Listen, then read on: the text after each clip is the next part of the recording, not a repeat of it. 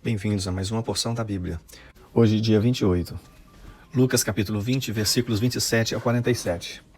Alguns saduceus, os quais afirmam que ninguém ressuscita, chegaram perto de Jesus e disseram: Mestre, Moisés escreveu para nós a seguinte lei: se um homem morrer e deixar a esposa sem filhos, o irmão dele deve casar com a viúva, para terem filhos, que serão considerados filhos do irmão que morreu.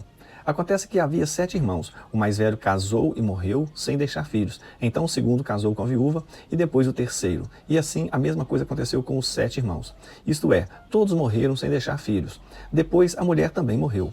Portanto, no dia da ressurreição, de qual dos 7 a mulher vai ser a esposa? Pois todos eles casaram com ela. Jesus respondeu: nesta vida, os homens e as mulheres casam.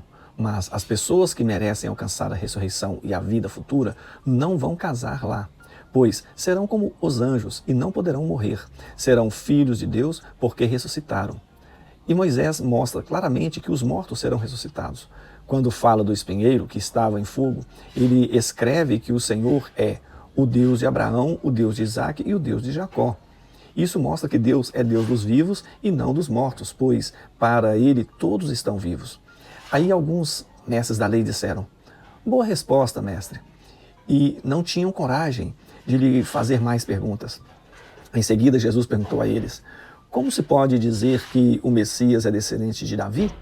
Pois o próprio Davi diz assim no livro de Salmos: o Senhor, Deus, disse ao meu Senhor: sente-se do meu lado direito, até que eu ponha os seus inimigos como estrado debaixo dos seus pés.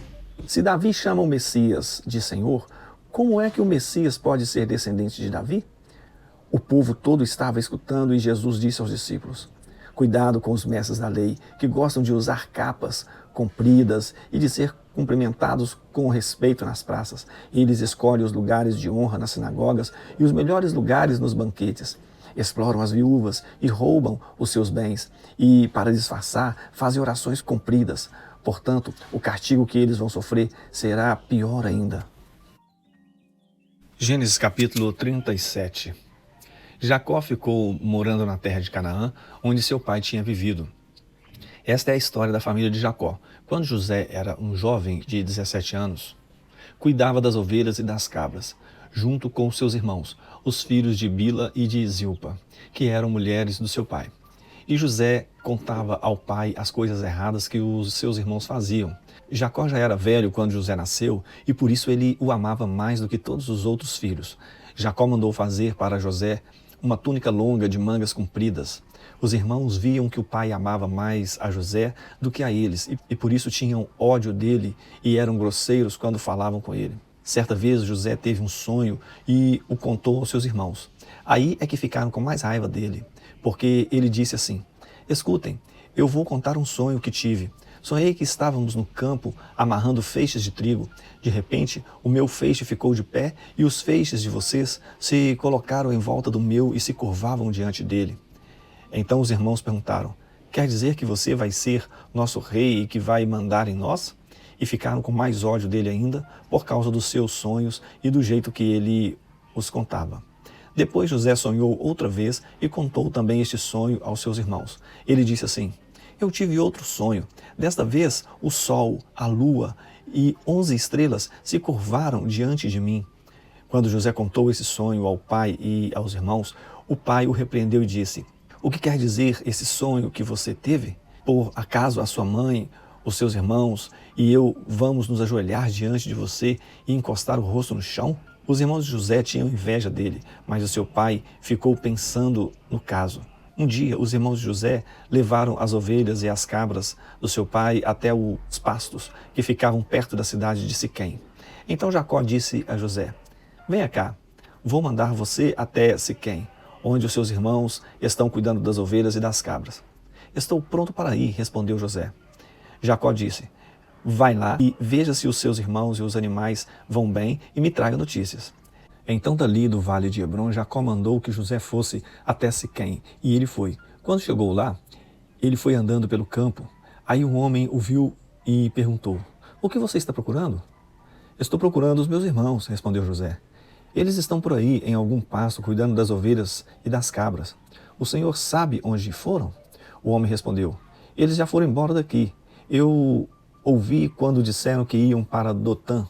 Aí José foi procurar os seus irmãos e os achou em Dotã. Eles viram José de longe e, antes que chegasse perto, começaram a fazer planos para matá-lo. Eles disseram: lá vem o sonhador. Venham, vamos matá-lo agora. Depois jogaremos o corpo num poço seco e diremos que um animal selvagem o devorou. Assim veremos no que vão dar os sonhos dele.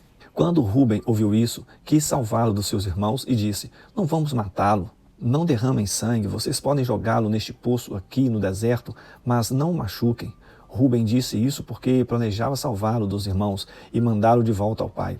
Quando José chegou ao lugar onde os seus irmãos estavam, eles arrancaram dele a túnica longa de mangas compridas que ele estava vestindo. Depois o pegaram e o jogaram no poço, que estava vazio e seco.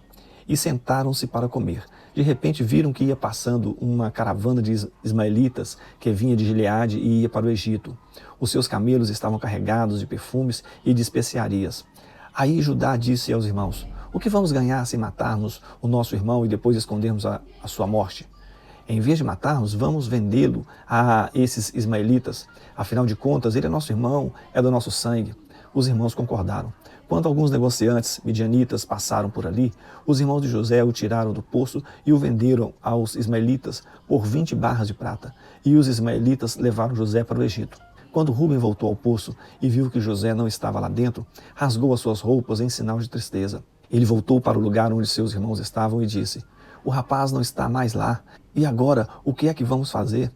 Então os irmãos mataram um cabrito e com sangue mancharam a túnica de José. Depois levaram a túnica ao pai e disseram: achamos isso aí. Será que é a túnica do seu filho? E Jacó a reconheceu e disse: sim, é a túnica do meu filho. Certamente algum animal selvagem o despedaçou e o devorou. Então, em sinal de tristeza, Jacó rasgou as suas roupas e vestiu roupa de luto, e durante muito tempo ficou de luto pelo seu filho. Todos os seus filhos e filhas tentaram consolá-lo, mas ele não quis ser consolado e disse: vou ficar de luto por meu filho até que vá me encontrar com ele no mundo dos mortos. E continuou de luto por seu filho José. Enquanto isso, os medianitas venderam José a Potifar, oficial e capitão da guarda do rei do Egito. Salmos 28. Ó Senhor Deus, minha rocha, eu peço a tua ajuda, não deixes de ouvir o meu pedido. Se não me responderes, eu estarei com aqueles que descem ao mundo dos mortos. Ouve-me quando levanto as mãos na direção do teu santo templo e grito, pedindo a tua ajuda. Não me castigues juntamente com os maus, com os que praticam más ações. Eles falam como se fossem amigos, mas o coração deles está cheio de maldade. Castiga essas pessoas pelas suas ações, por todo o mal que têm feito. Dá aos maus o que merecem. Eles não querem saber do que o Senhor tem feito, nem reparam nos seus atos poderosos. Por isso, ele os castigará e o destruirá para sempre. Louvado seja Deus, o Senhor, pois ele viu o meu grito pedindo ajuda. O Senhor é a minha força e o meu escudo. Com todo o coração eu confio nele. O Senhor me ajuda, por isso o meu coração está feliz e eu canto hinos em seu louvor.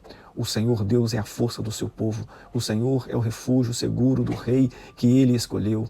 Ó Deus, salva o teu povo e abençoa aqueles que são teus. Sê o pastor deles e cuida deles para sempre.